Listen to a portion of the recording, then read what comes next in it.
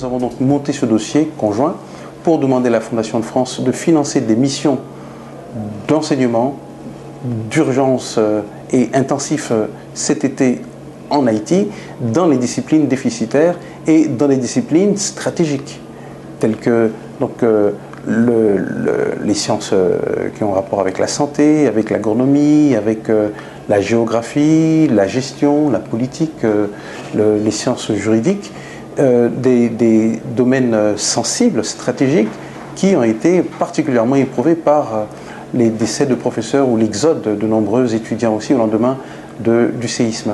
Et la philosophie donc, de ces cours intensifs d'été est de répondre à un besoin d'encadrement immédiat des établissements haïtiens de façon à limiter l'exode des professeurs et des étudiants, sachant que ceux qui sont partis après le 12 janvier, pour la plupart, ne reviendront pas. Ou s'ils reviennent, ne trouveront pas forcément en Haïti le cadre nécessaire et les garanties suffisantes pour rester.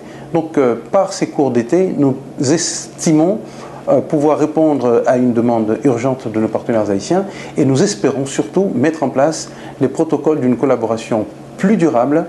Et ici, nous espérons que la Fondation de France pourrait continuer à nous accompagner de façon à tout de suite jeter les bases dans l'urgence de ce qui sera l'architecture à venir du système universitaire haïtien. Parce que tout est véritablement à refaire et à recommencer.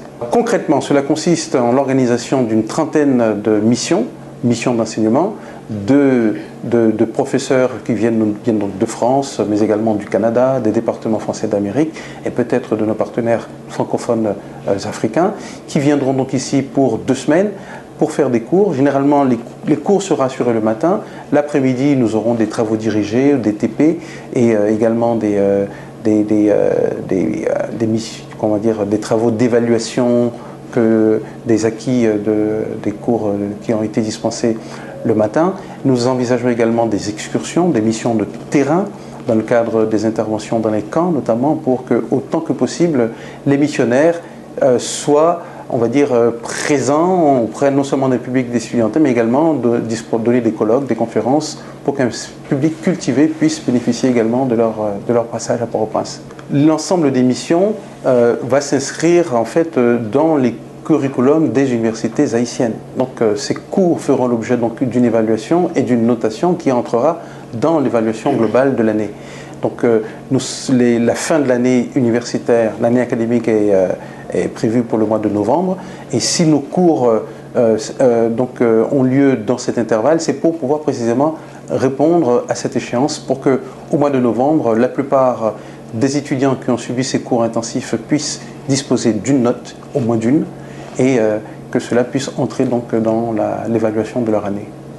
L'idée, c'est d'éviter absolument que l'année académique 2009-2010 ne soit perdue. Donc en répondant point par point aux attentes et aux demandes de nos partenaires universitaires. Ce programme, tel qu'il est charpenté, va nous permettre de toucher entre 3 000 et 5 000 étudiants, directement ou indirectement.